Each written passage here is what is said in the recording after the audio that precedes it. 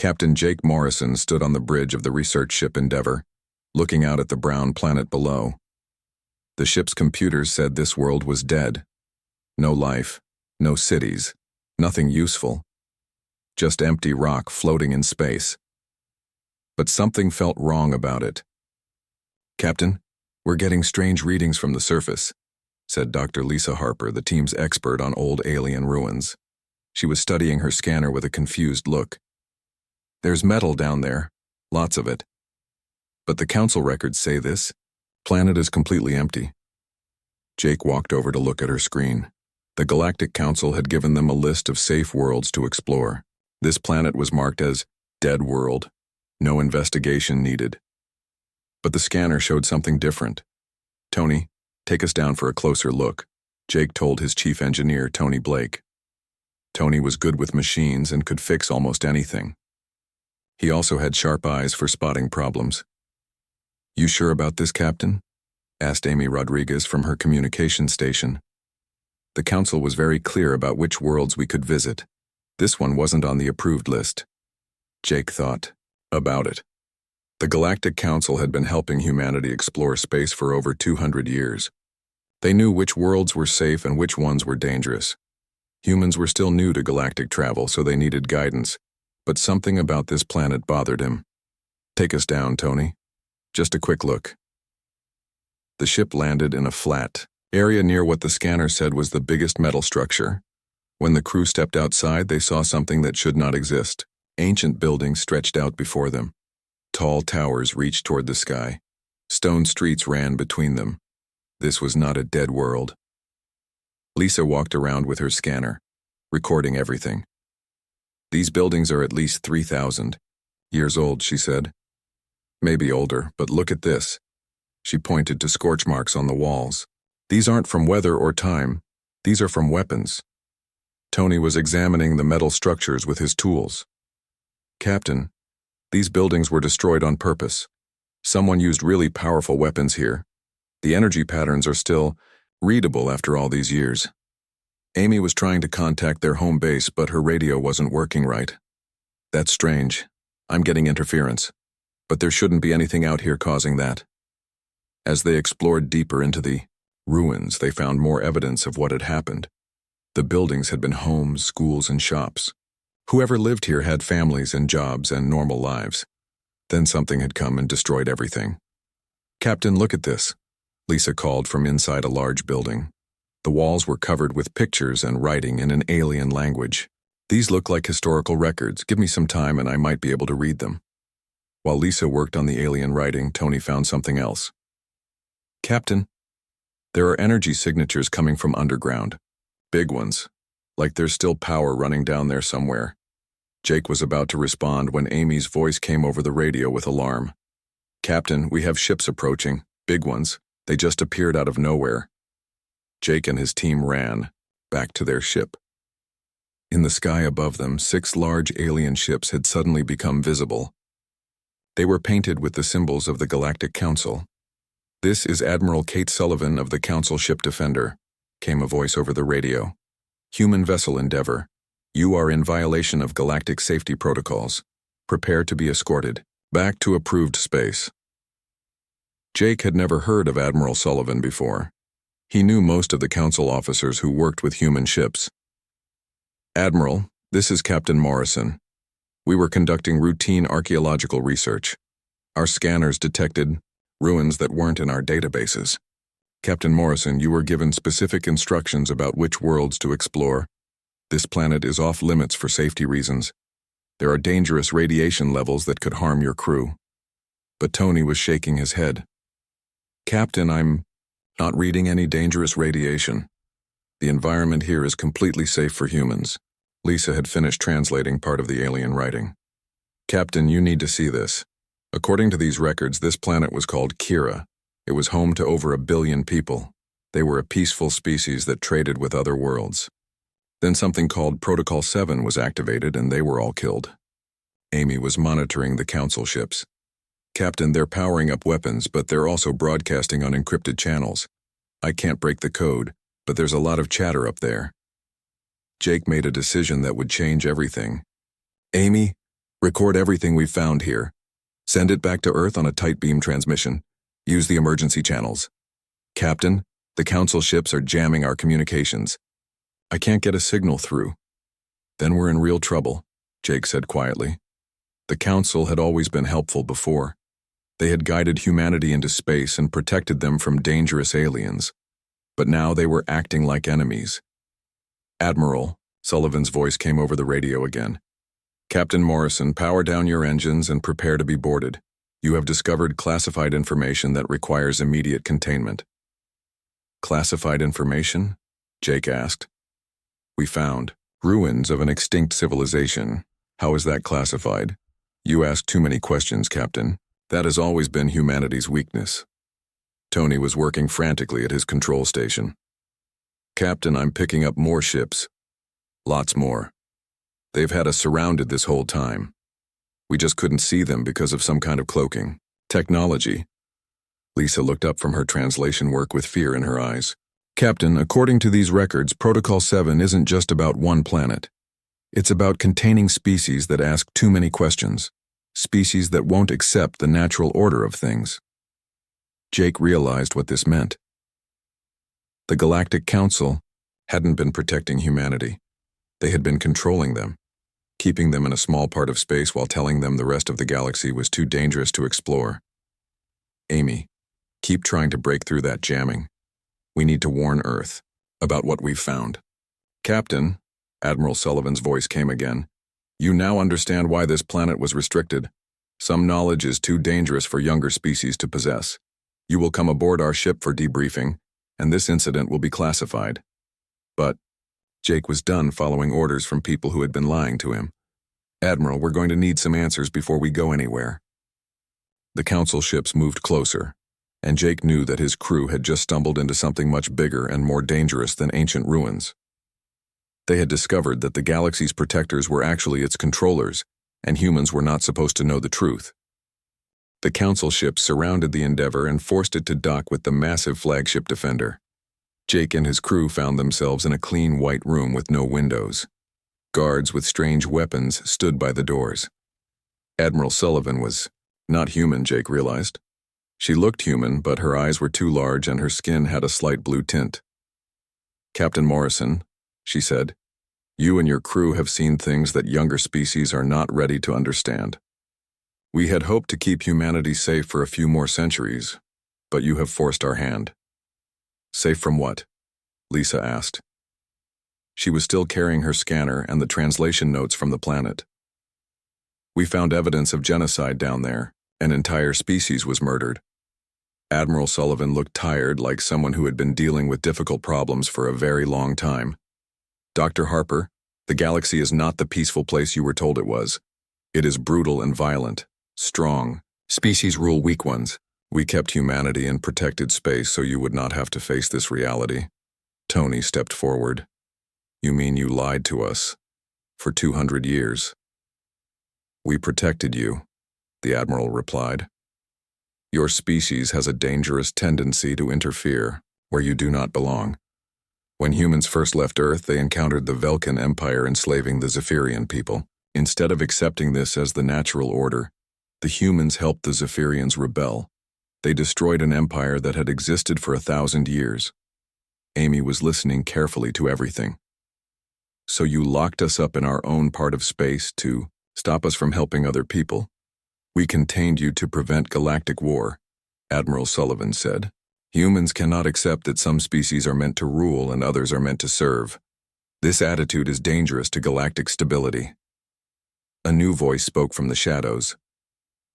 Actually, Admiral, it is dangerous to our empire. A tall alien stepped into the light. His skin was dark red and he had 4 arms. Jake had never seen his species before. I am Chancellor Vex Thule of the Altarian Empire. We are the ones who truly rule this galaxy. Empire? Jake asked. We were told the galaxy was governed by a democratic council. Chancellor Vex Thule laughed.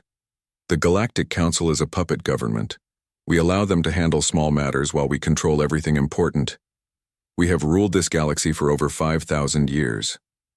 Lisa looked at her scanner readings. The energy signatures I detected underground, those weren't power sources, they were prison facilities, weren't they? Very good, Doctor. The planet you discovered was one of our detention centers. The Kirans were imprisoned there for refusing to surrender their independence. When they continued to resist, we eliminated them. Tony's face was red with anger. You committed genocide and then erased them from history. We maintain order, the Chancellor replied calmly. The strong rule the weak. This is the way of the galaxy. Humans were isolated because you refused to accept this simple truth. Admiral Sullivan activated a holographic display showing a map of the galaxy. This is reality, Captain Morrison. The blue areas are controlled by the Altarian Empire. The red areas belong to the Draconian Collective. The green zones are ruled by the Silicon Lords. Every species in the galaxy serves one of these three powers. Jake studied the map.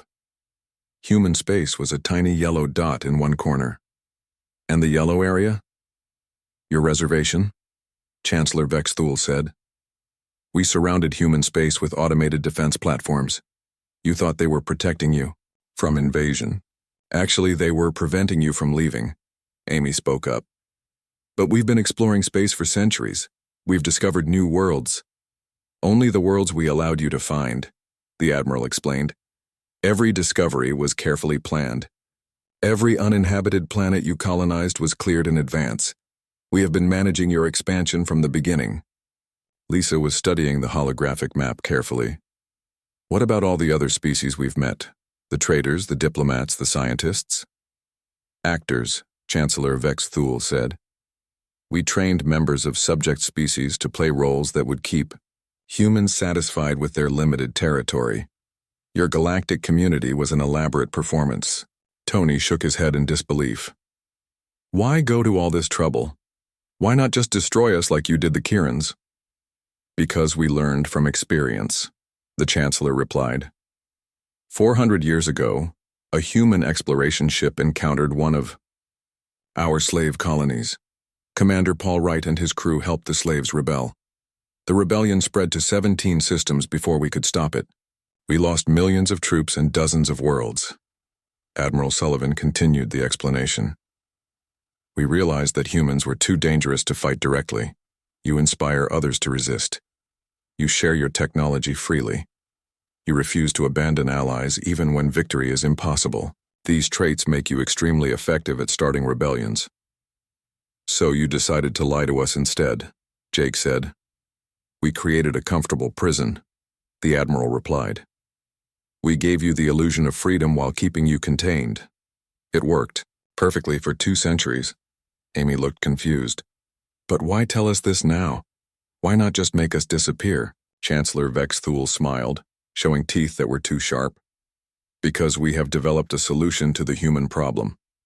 Dr. Harper, you noticed that your archaeological skills have improved since landing on Kira. Captain Morrison, your tactical thinking is clearer than usual. Mr. Blake, you are seeing patterns in technology that you never noticed before. Tony suddenly understood. You poisoned us. We exposed you to a carefully designed virus, the Chancellor confirmed. It enhances certain brain functions while making humans more cooperative and less likely to question authority. You are the test subjects. Lisa checked her scanner and found traces of alien bacteria in the air they had been breathing. How long do we have? The effects are permanent, Admiral Sullivan said. But do not worry. You will retain your personalities and memories. You will simply be more reasonable about accepting the natural order of things. Jake felt a strange calmness spreading through his mind, but also a new clarity. He could see patterns in the Admiral's words that revealed much more than she intended to share. You're afraid of us. Excuse me? You built an entire fake civilization to keep us contained. You developed biological weapons specifically for our species. You're not protecting galactic stability. You're protecting your empire from humans who refuse to accept slavery. Chancellor Vexthul stepped closer. The virus should be making you more compliant, not more rebellious. Jake smiled as his enhanced mind began working through possibilities the aliens had not considered. Maybe you don't understand humans as well as you think you do. The virus was supposed to make humans obedient, but it was having the opposite effect. Jake's mind felt sharper than ever before. He could see connections between ideas that he had never noticed. Lisa was processing the alien language faster than should be possible. Tony was understanding technology at a level that amazed even him. Amy was hearing patterns in radio signals that revealed hidden meanings. "Something is wrong with your virus," Jake told Chancellor Vexthul. "It's not making us cooperative, it's making us smarter." The Chancellor looked worried. "That is impossible. We tested it extensively on human genetic samples." "Maybe you don't know humans as well as you think," Lisa said. She was rapidly translating more of the Kieran records on her scanner. "According to these historical files, you made the same mistake with the Kierans. You tried to control their minds, but it just made them more determined to resist." Amy was listening to the ship's communication systems with her enhanced hearing. "Captain, they're talking about containment failure and emergency protocols. Something has them really scared." Tony was studying the door locks and wall panels with his improved technical understanding. "Captain, I think I can get us out of here. Their security systems have patterns I can exploit." But Jake was thinking bigger. His enhanced strategic mind was seeing opportunities that went far beyond escape.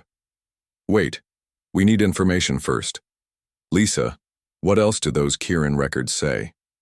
Lisa's eyes were moving rapidly across her scanner as she processed the alien text. "The Kierans weren't the first species to resist the Empire. There have been dozens of rebellions over the centuries. The Empire always wins by dividing the resistance and using superior technology. But humans change that equation," Jake realized. "We don't abandon our allies and we share our technology freely. That's why they're so afraid of us." Chancellor Vexthul was talking quickly to Admiral Sullivan in a language that none of them should understand. But Amy's enhanced mind was picking up the meaning. "Captain, they're saying that other human ships have been asking questions about our mission. Earth wants to know why we missed our scheduled check-in." "How long have we been missing?" Jake asked. 3 days, Admiral Sullivan replied. "We have been monitoring human communications. Your government is preparing search parties." Tony smiled as he understood the ship's power systems. "Captain, this ship is using human technology in its engines. Technology that we gave them in good faith as part of our alliance. I can use that against them." Jake's tactical mind was putting together a plan. "Amy, can you access their communication systems?" "With these enhanced abilities, yes. I can not only access them, I can rewrite their protocols." "Do it. Send a message to Earth, tell them everything we've learned." Amy's fingers moved quickly over the alien control panels. "Working on it, Captain, but they're going to notice what I'm doing." "Let them notice," Jake said. "Lisa, those Kieran records, do they mention any allies? Any species that helped them fight the Empire?" "Yes, several. The Andromedans provided weapons technology. The Centauri gave them safe harbor for refugees. The Rigel Collective shared intelligence about Empire troop movements." Lisa paused. "Captain, according to this, there's an entire underground network of species that resist the Empire. They've been fighting for centuries." Tony had accessed the ship's technical databases. "Captain, I'm downloading everything. Ship designs, weapon specifications, communication codes. If I can get this information back to Earth, our engineers can build countermeasures." But Chancellor Vexthul had realized what was happening. "Stop them," he ordered the guards. The guards moved forward with their strange weapons, but Jake's enhanced tactical thinking had already anticipated this. Tony, now would be good. Tony activated the virus he had planted in the ship's systems. The lights went out, the gravity failed, and all the doors opened at once. In the confusion, the human crew moved with perfect coordination. Amy had established contact with Earth just as the chaos began. "Earth Command, this is Amy Rodriguez aboard the Endeavor. Priority Alpha message. The Galactic Council is a fraud. We are prisoners of an alien empire. Humanity has been contained in restricted space for 2 centuries. Sending all data now." Lisa was still downloading Kieran historical records while floating in zero gravity. "Captain, I'm getting information about resistance safe houses and hidden supply bases. There are thousands of species waiting for someone to unite them against the Empire." Jake grabbed Chancellor Vexthul As the alien tried to reach a control panel, you made a serious mistake. You tried to control humans instead of understanding us. Your species is unpredictable, the Chancellor gasped. Our model said the virus would make you compliant. Your models didn't account for human stubbornness, Jake replied. When you try to change us, we just become more ourselves. Tony had restored power to their section of the ship. Captain, I've locked down the shuttle bay. We can get back to our ship, but we'll need to move fast. Amy was monitoring Empire communications across the galaxy. Captain, news of our message is spreading. Human colonies are demanding answers from their council liaisons. Some of the colonies are reporting that their alien advisors have suddenly disappeared. Admiral Sullivan appeared in the doorway with more guards. You cannot escape. Even if you reach your ship, the defense platforms around human space will prevent you from spreading this information. Jake smiled as his enhanced mind saw the solution. Lisa, those Kieran records, do they include technical specifications for the weapons they developed? Yes, but Captain, their technology is 3,000 years old. Old enough to predate the Empire's current defenses, Jake realized. Tony, can you build weapons from ancient specifications? Tony was already studying the technical diagrams on Lisa's scanner. With some modifications for human technology, yes. These designs are actually brilliant. They use quantum disruption to disable electronic systems. Amy intercepted a new transmission. Captain, Colonel Steve Parker of Earth Defense Command is requesting immediate communication. He says he's been waiting 30 years for someone to discover the truth. Colonel Parker? Jake had never heard the name before. He's been investigating inconsistencies in council reports for decades, Amy explained. According to his message, there's already a human resistance movement. They've been preparing for this day. Jake realized that their discovery was not just about exposing lies. It was about joining a war that had been going on for centuries.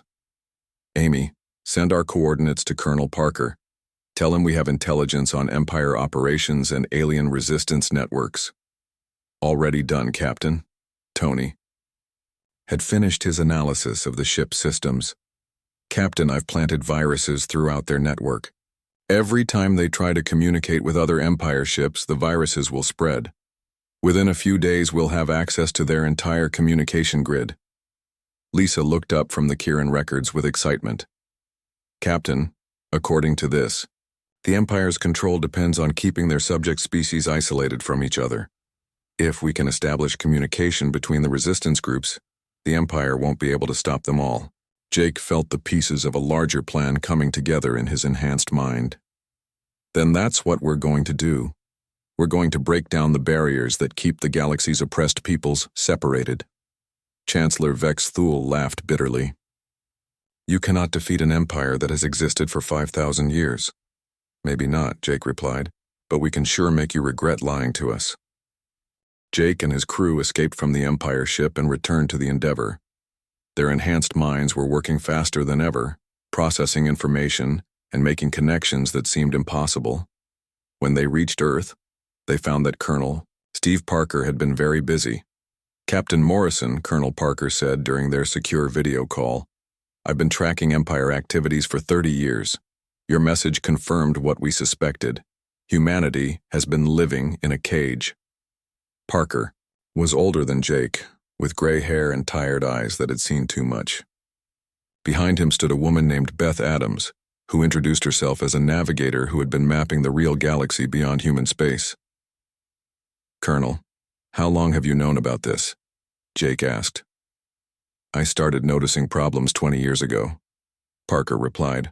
Trade routes that didn't make sense, alien diplomats who avoided certain questions, communication delays that suggested our messages were being screened before reaching other species. Beth Adams stepped forward. I've been secretly mapping the barrier systems around human space. There are over 300 automated defense platforms surrounding our territory. They're not protecting us from invasion, they're preventing us from leaving. Tony was studying the technical data they had brought back from the Empire ship. Colonel, I can build weapons that will disable those platforms. The Kieran specifications show how to create quantum disruption fields that will shut down their electronics. Lisa had been translating more of the Kieran historical records. Colonel Parker, according to these files, there are resistance movements on over 2,000 worlds. They've been fighting the Empire for centuries, but they've never been able to coordinate their efforts. Amy was monitoring communications across human space. Sir, the Empire's puppet government is starting to panic. Half of the council representatives have disappeared from human colonies. The ones who remain are claiming this is all a misunderstanding. Colonel. Parker smiled grimly. It's too late for damage control. Once humans know they've been lied to, there's no putting that knowledge back in the bottle. Over the next few weeks, human space erupted in activity. Engineers worked around the clock to build weapons based on ancient Kieran designs. Pilots prepared for missions beyond the barriers that had contained them for 2 centuries. Scientists analyzed Empire technology to find weaknesses. Dr. Ryan Carter, head of Earth's security forces, coordinated with resistance movements that Amy had contacted using Empire communication codes. Species that had been fighting alone for generations suddenly found themselves part of a growing alliance. Captain Morrison, Ryan reported, we've established contact with 17 different resistance groups. The Andromedans are providing advanced shield technology. The Centauri have been building hidden shipyards for decades. The Rigel Collective has intelligence networks throughout Empire space. Jake was coordinating the overall strategy from Earth's military headquarters. His enhanced tactical mind could see the entire galactic situation like a 3-dimensional chess game. The Empire's strength comes from keeping their enemies isolated. If we can break down those barriers, their whole system falls apart. Beth Adams had finished mapping the complete barrier network. Captain, the platforms are vulnerable during their maintenance cycles. If we hit them all at the same time, we can create corridors for our ships to escape human space. Tony and his engineering teams had built the first quantum disruption weapons. Captain, we're ready to test the new technology. If it works like the Kieran specifications indicate, we can disable Empire ships without destroying them. Lisa made an important discovery in the historical records. Captain, the Empire hasn't fought a real war in over 1,000 years. They control through fear and technology, but their actual military experience is limited. Most of their subject species surrendered without fighting. Amy was intercepting Empire communications from across the galaxy. Captain, they're pulling ships from garrison duty to reinforce the barriers around human space, but that means they're leaving other systems less defended. Colonel Parker was coordinating with newly contacted allies. Captain, the Andromedans are reporting that Empire forces in their sector have been reduced by 60%. They're asking if we're ready to begin simultaneous operations. Jake realized that this was the moment they had been preparing for. All units begin Operation Breakthrough. Beth, take your navigation teams and guide our ships through the barrier zones. Tony, activate the quantum disruptors. Lisa, broadcast the Kieran historical records to every world in the galaxy. Amy, coordinate communications with all resistance groups. The attack began at exactly the same time across 50 different locations. Human ships equipped with alien resistance technology struck at barrier platforms while quantum weapons disabled Empire vessels. Navigation teams guided liberation fleets toward prison worlds and slave colonies. Admiral Kate Sullivan's voice came over emergency channels. Captain Morrison, you are destroying galactic stability. The Empire maintains order across thousands of worlds. Admiral, Jake replied, we're not destroying order. We're destroying oppression. The barriers began falling one by one. Human ships burst through the gaps carrying weapons and supplies to resistance movements that had been fighting alone for centuries. Empire forces, spread too thin across the galaxy, could not respond to attacks on multiple fronts. Tony's quantum weapons proved devastatingly effective against Empire technology. Ships that had seemed invincible suddenly found their systems failing. Garrison forces that had terrorized subject populations for generations were defeated by rebels armed with human-supplied weapons. Lisa's broadcast of Kieran historical records had an unexpected effect. Species across the galaxy learned that they were not alone in their suffering. The Empire's crimes against thousands of civilizations were revealed in detail, inspiring new rebellions everywhere. Amy was coordinating communications between dozens of resistance groups. Captain, the Draconian Collective is reporting uprisings in 12 systems. The Silicon Lords are pulling back their forces to defend their core worlds. The Altarian Empire has lost contact with over 100 colonies.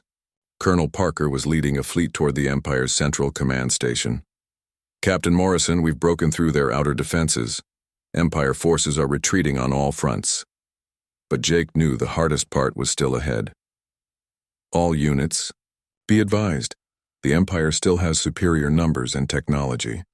This is just the beginning of a very long war. Chancellor Vex Thul's voice came over the emergency channels filled with rage. Humans, you have doomed the galaxy to chaos. Without the Empire's control, these species will destroy each other. Jake responded calmly. Chancellor, we'd rather have freedom with chaos than peace with slavery. The barriers were falling, the Empire was in retreat, and for the first time in centuries, the oppressed peoples of the galaxy had hope.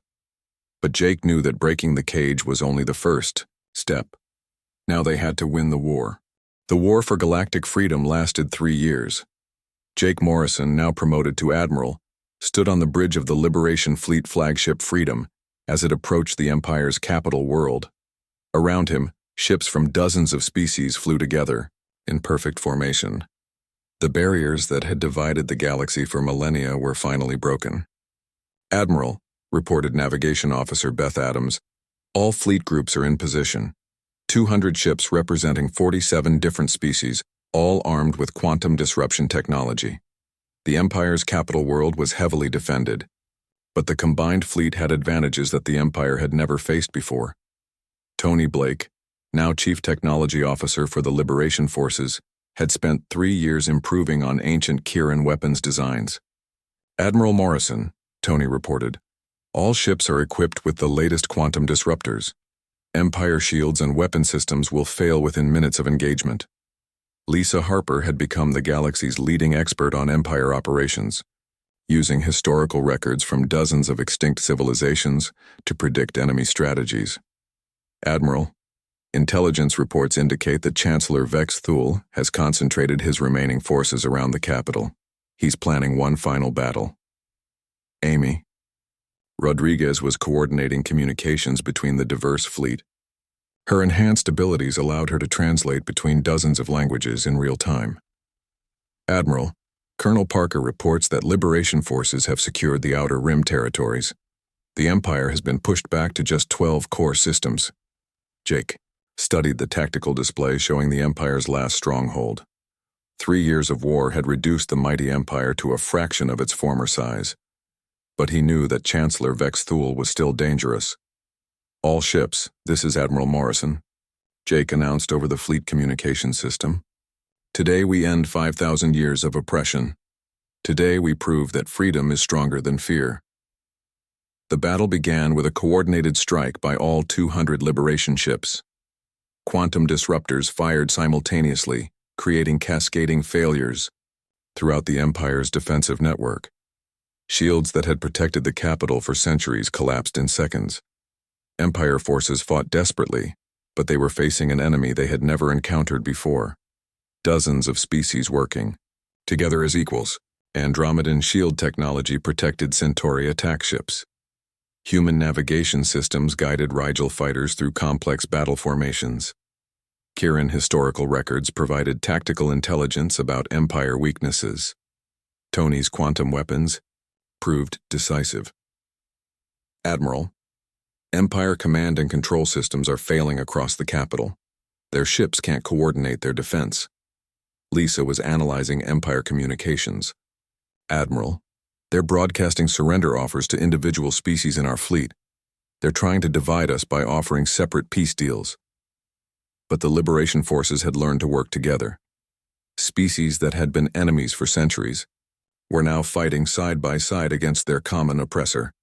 The Empire's strategy of divide and conquer no longer worked.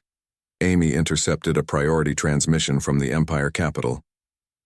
Admiral, Chancellor Vex Thul is requesting direct communication. With you, Jake accepted the transmission.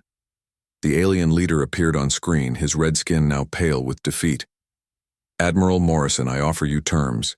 Humans can have complete independence and control over 100 systems if you withdraw your forces, and allow the Empire to maintain control over the remaining territories. Chancellor, Jake replied, you still don't understand. This isn't about human independence. This is about freedom for everyone. You cannot govern thousands of different species, the Chancellor protested. They will fight among themselves without strong leadership. Jake smiled. We're not planning to govern them. We're planning to let them govern themselves. The concept seemed to confuse the Chancellor completely. That is impossible. Someone must be in control. Yes, Jake agreed. They will control themselves. The final assault on the Empire capital lasted only 6 hours. Without their technology advantage, Empire forces could not match the determination of beings fighting for their freedom. When the capital finally surrendered, Chancellor Vexthul was captured along with the remaining Empire leadership. Colonel Steve Parker, now General Parker, led the occupation forces that secured Empire archives and freed millions of prisoners from detention facilities around the capital. Admiral Morrison, we found records of over 3,000 species that were enslaved or exterminated by the Empire. We're going to need years just to contact all the survivor populations. Lisa was already working on that problem. General, I'm establishing the Galactic Historical Recovery Project. We'll use Empire records to locate lost colonies, hidden refugee populations, and preserved cultural artifacts. Every species that was oppressed will have the chance to rebuild their civilization. Tony was dismantling Empire weapons facilities and converting them to peaceful purposes. Admiral, we're shutting down the slave labor factories and converting them to medical facilities and schools. The Empire's technology will be shared freely with all species. Amy had established communication networks that connected formerly isolated worlds across the galaxy. Admiral, we've received requests from over 800 systems asking for assistance in establishing democratic governments. They want to hold free elections for the first time in their history. 6 months after the Empire's defeat, Jake stood before the first meeting of the new Galactic Assembly. Representatives from over 1,000 worlds filled the vast chamber. Unlike the old Empire's puppet council, this assembly had real power to make decisions for their own worlds. Fellow beings, Jake addressed the assembly. 6 months ago, most of our worlds were ruled by fear. Today, we gather as free peoples to decide our own futures. The Andromedan representative stood to speak. Admiral Morrison, on behalf of my people, I thank humanity for sharing the truth that set us all free. But I must ask, what role will humans play in this new galaxy? Jake had been thinking about that question for months. The same role we've always played. We'll help where we can, stand with our friends when they need us, and refuse to let anyone be oppressed while we have the power to stop it, the Centauri representative asked. But who will lead this new galactic government? You will, Jake replied. Each of you will lead your own people. This assembly exists to coordinate cooperation, not to rule over anyone. Lisa presented the results of her historical research. We have identified the survivors of over 200 species that were thought extinct. With assembly support, we can help them resettle their original homeworlds and rebuild their cultures. Tony announced the establishment of the Galactic Technology Sharing Initiative. All advanced technology will be freely available to any species that wants it. No one will be held back by artificial barriers to knowledge. Amy reported on the new communication networks. Every world in the galaxy now has access to free, uncensored communication with every other world. The isolation that enabled oppression is ended forever. General Parker provided security updates. All Empire military installations have been converted to peaceful purposes. Former Empire officers are being retrained as teachers, engineers, and medical personnel. But the most important announcement came from an unexpected source. Chancellor Vexthul, now on trial for war crimes, had requested to address the assembly. For 5,000 years, the former chancellor said, my species believed that the strong must rule the weak. We thought this was the natural order of the universe. Humans have shown us that we were wrong. They have proven that cooperation is stronger than domination. That freedom is more powerful than fear. Jake watched as representatives from across the galaxy applauded the former tyrant's words. Chancellor, what will you do now? I will spend the rest of my life trying to repair the damage my empire caused, Vexthul replied. I will work to rebuild the worlds we destroyed and help the species we oppressed. As the assembly session ended, Jake walked outside to look up at the stars. Amy joined him along with Lisa, Tony, and Colonel Parker. Admiral, Amy asked, do you think it will work? All these different species trying to govern themselves? Jake smiled as he remembered how this all started with a simple archaeological expedition. Amy, humans have never been good at accepting that things can't be changed. I don't see any reason to start now. Lisa was still carrying her scanner, now filled with the histories of 1,000 liberated worlds. The galaxy is finally free to become whatever it chooses to be. Tony was already planning improvements to the quantum communication networks that connected the new democracy. And we'll be here to help whenever anyone needs us. Colonel Parker looked up at the stars that now belonged to free peoples everywhere. The galaxy's oldest law was right. You should never lie to humans. Not because we can't handle the truth, but because we won't let injustice stand once we know about it. Jake nodded as he thought about the future. Somewhere out there, other species might be building new empires, creating new forms of oppression, but they would find that the galaxy had changed. Freedom was contagious, and humans had taught everyone how to spread it. The age of empire was over. The age of freedom had begun.